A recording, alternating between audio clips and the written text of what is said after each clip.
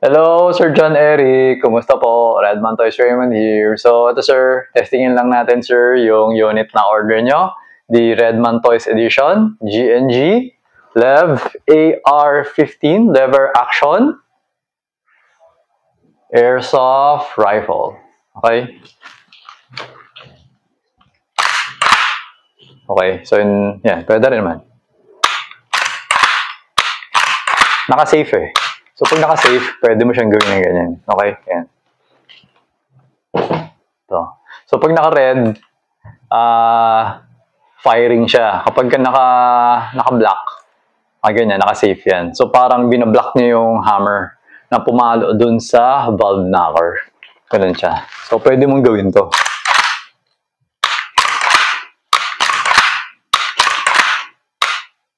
Okay?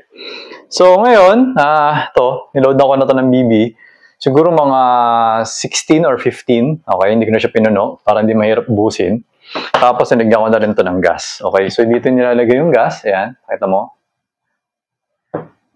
Ayan. Okay? So, turning on the chronograph. Ayan, 00. Okay.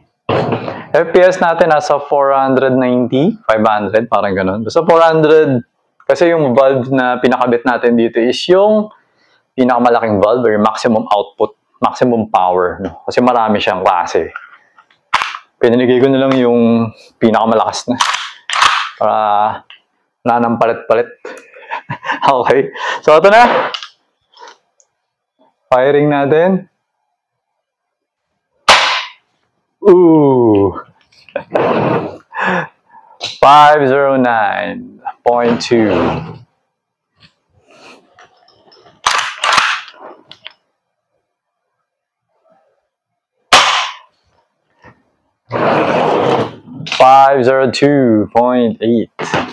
Kaya nga sa ibang bansa, ginagawa nila sniper rifle to.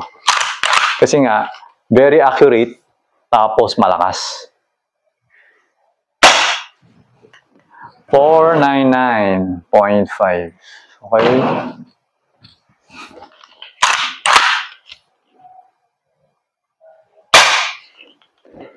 Tinama ko yata yung chrono ko 424. Ay, wait lang.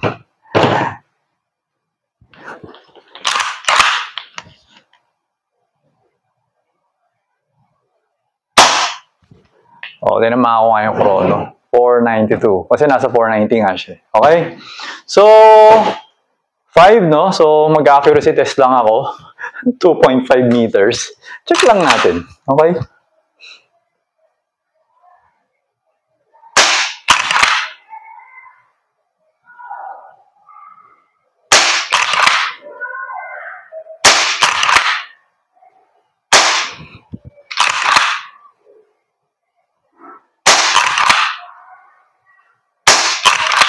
.5 meters.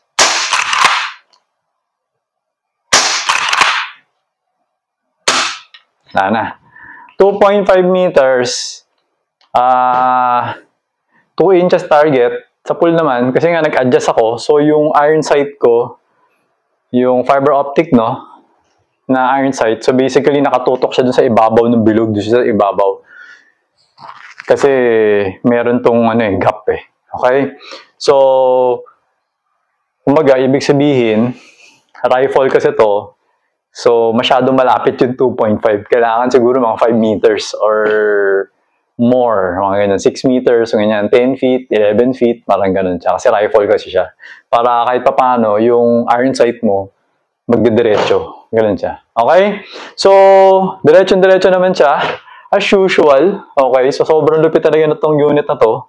Talagang naka-zero yung naka-zero, kaya very nice, okay? So, yan, wala nang bala. Okay, so, ayun sir, okay na tong unit mo. Okay, so, lagay ko lang si safe, alright?